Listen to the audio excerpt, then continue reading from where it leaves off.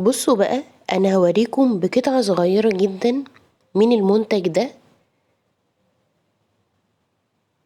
وهتشوفوا الفرق ما بين ايدي دي وايدي دي من اول استخدام. الكريم ده بجد معجزة. انا حطيت حتة صغيرة خالص زي ما انتم شايفين كده، وهبدأ ان انا احطها على ايدي، مع العلم ان انا ايدي دي كانت محروقة. يعني شايفين الحمار ده؟ انا ايدي دي كانت محروقة، ودي النتيجة بعد ما ايدي اتحرقت. فانا هوريكم بقى دلوقتي بعد ما هندهنه هتبقى شكل ايدي عامل ازاي، بقى الفرق ما بين الايد دي والايد دي عامل ازاي. وطبعا ده مش نتيجة مؤقتة. كلنا لما بنصحى من النوم وبنغسل وشنا او ناخد شاور ونبص في المراية بنقول يا ارض تهدي ما عليكي قدي، بلاقي بقى بياض ناصع وحاجة كده اللي هي يا اختي الله اكبر عليكي. انا ايه اللي مشاني وراك؟ ايه اللي مشاني وراك؟ ما انا كنت في حالي.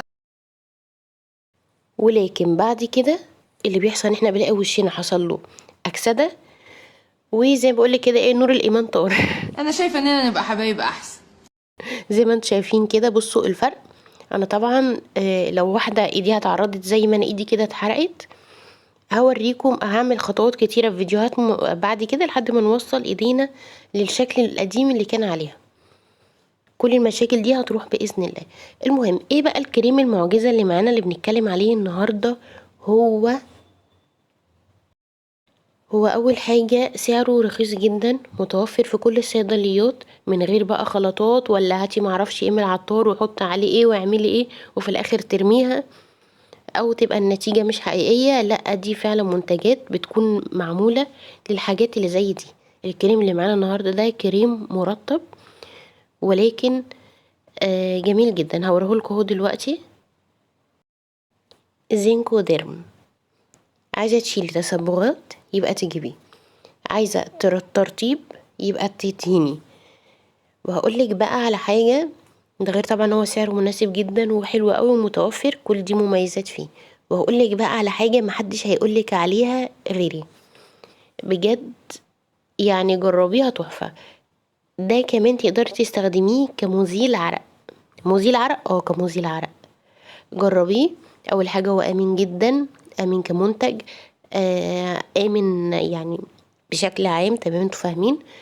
فتقدري تستخدميه، ريحته كويسة، ومش مؤذي. ده كريم مرطب، لكن جربيه برضو كمزيل عرق. بصي هيفرق معاكي جامد قوي. ايه الحاجة اللي انا كنت بستخدمها قبل ما ألجأ له؟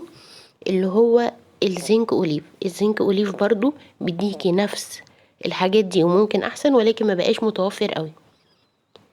فانتي جربيه وان شاء الله هيعجبك.